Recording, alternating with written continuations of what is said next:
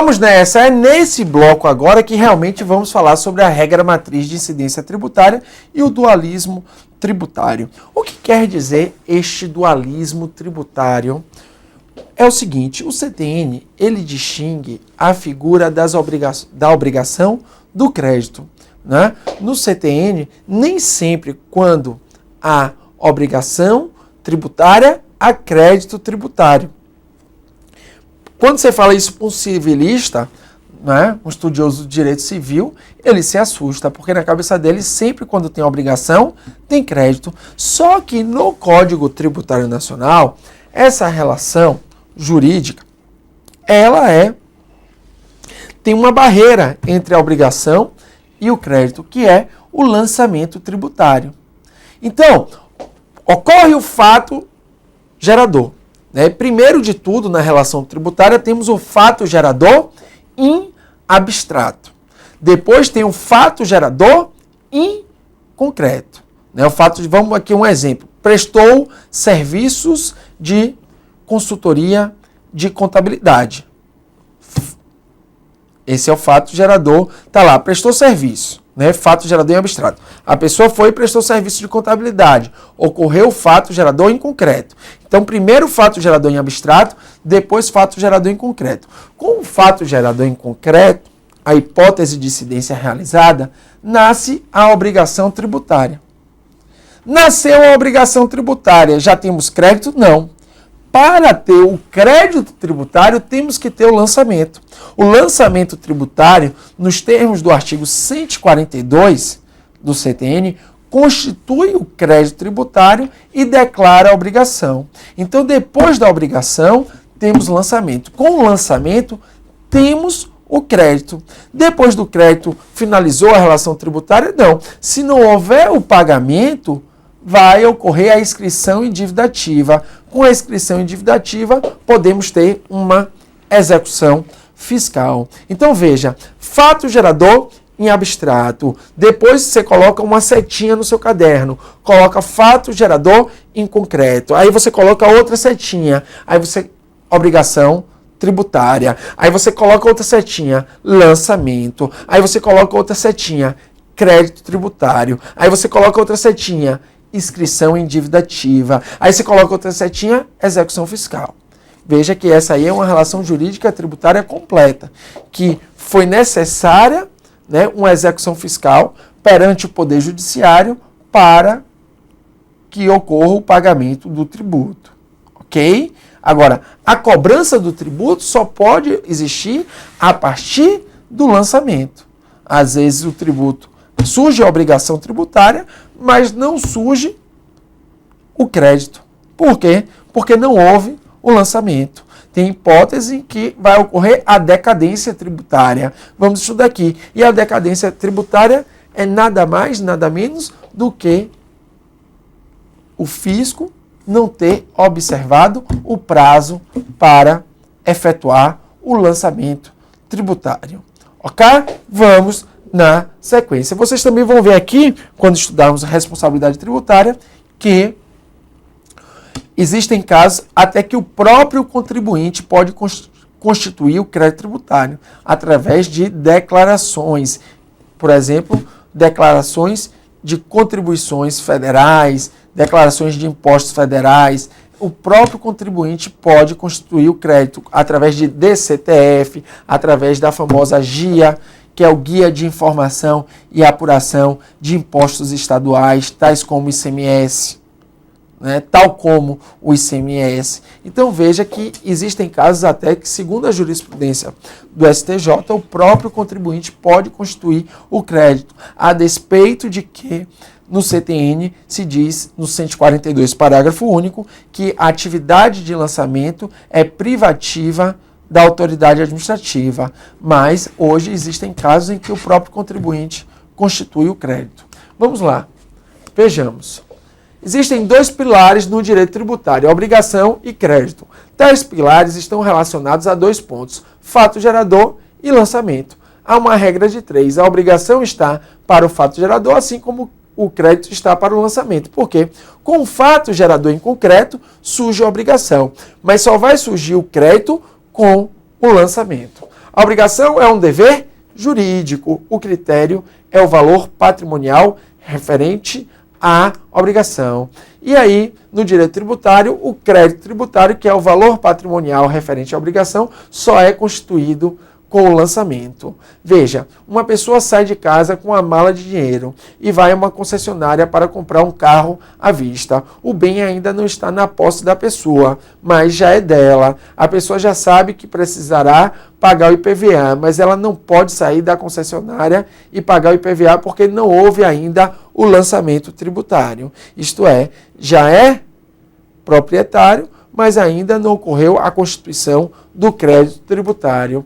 Veja aí que nesse rumo vale salientar aqui um aspecto importante que pode vir a ser cobrado em concurso, né? A regra matriz de incidência tributária, que é um esqueleto normativo, né, muito estudado e de autoria do professor Paulo de Barros Carvalho. Então veja que a regra matriz tributária, ela constitui uma hipótese e uma consequência. Na hipótese, encontramos o comportamento de uma pessoa, que é o critério material, condicionado no tempo, critério temporal, e condicionado no espaço, critério espacial, que, na verdade, é o aspecto material, o aspecto temporal e o aspecto espacial. Na consequência, temos o sujeito ativo e o sujeito passivo, e a base de cálculo e a alíquota. Acontecendo a hipótese, né, acontecendo lá o aspecto material, já tem o local da incidência, né, já tem o momento da ocorrência do fato gerador.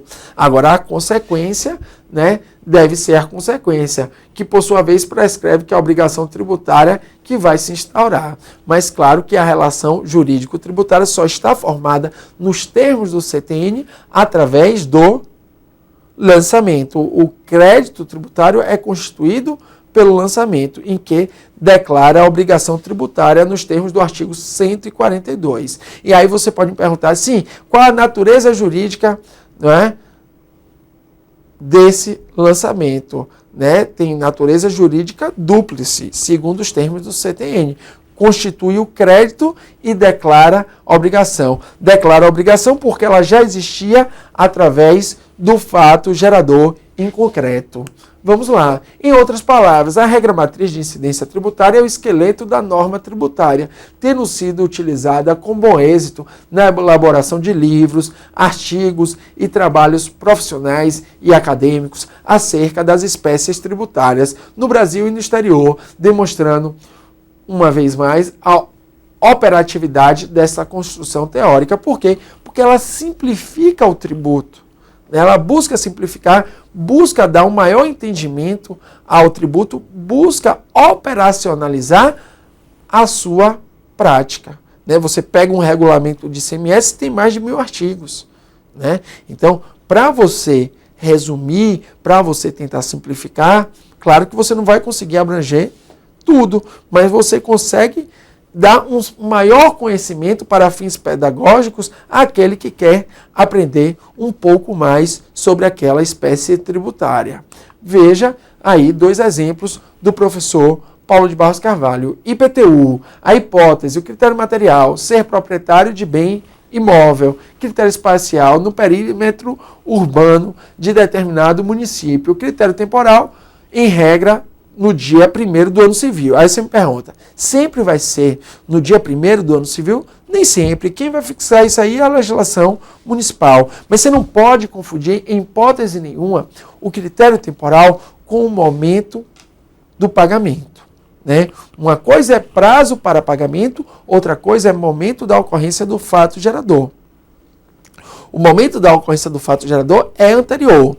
Então vejamos no Distrito Federal. A ocorrência do fato gerador é em todo 1º de janeiro, mas o prazo para pagamento é parcelado. Você pode pagar durante todo o ano.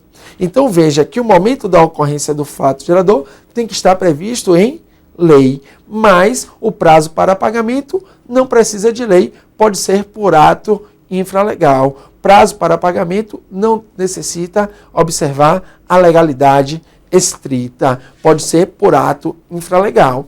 Veja a consequência. A consequência, o sujeito ativo é a Fazenda Pública Municipal, o sujeito passivo, em princípio, o proprietário do imóvel, pode ser também o responsável tributário. Critério quantitativo, a base de cálculo é o valor venal do imóvel e a alíquota é fixada na legislação tributária municipal. Vamos agora ver o ISS. O ISS ele tem como hipótese, né, o critério material aí, prestar serviços. O critério espacial, qualquer ponto dentro do território do município. Agora, um ponto fulcral que as bancas estão tentando confundir a respeito do critério espacial do ISS. Presta atenção aqui comigo. Uma coisa é um município, por exemplo, o município de Osasco, elaborar um convênio com o município de São Paulo para que eles troquem informações e para que haja a fiscalização dos ISS municipal de Osasco e o ISS municipal de São Paulo, né? Procurem uma maior eficiência administrativa. Por exemplo, um auditor fiscal do município de Osasco vir aqui em São Paulo e buscar informações sobre o contribuinte, né? Buscar quantos serviços ele presta aqui e assim por diante. Isso é um ponto. Outro ponto é cobrar tributo, né, fora dos lindes territoriais do município. O que eu quero dizer com isso? Esses convênios de colaboração para proporcionar uma maior eficiência administrativa na fiscalização do tributo, eles não são exceção ao critério espacial, porque, na verdade, vai poder cobrar o tributo dentro do município de Osasco. Não é porque o auditor saiu do município e veio aqui em São Paulo e buscou informações do contribuinte aqui em São Paulo, que também tem um estabelecimento de prestação de serviço aqui, que ele pode tributar fora do território. Não, ele não pode tributar fora do território. Ele vai ocorrer a tributação dentro do território. O convênio de colaboração para uma maior fiscalização tributária não exclui que o critério espacial seja dentro do território municipal de Osasco. E as bancas buscam te confundir. Busca um exemplo que o auditor fiscal de Osasco veio no município de São Paulo, pegou informações sobre aquele contribuinte e fez um auto de infração. E, com isso, seria uma exceção ao critério espacial falso. O critério espacial é dentro do território do município. Ele pode vir buscar informações aqui, mas ele só vai poder tributar a prestação de serviço dentro do município de Osasco, ok?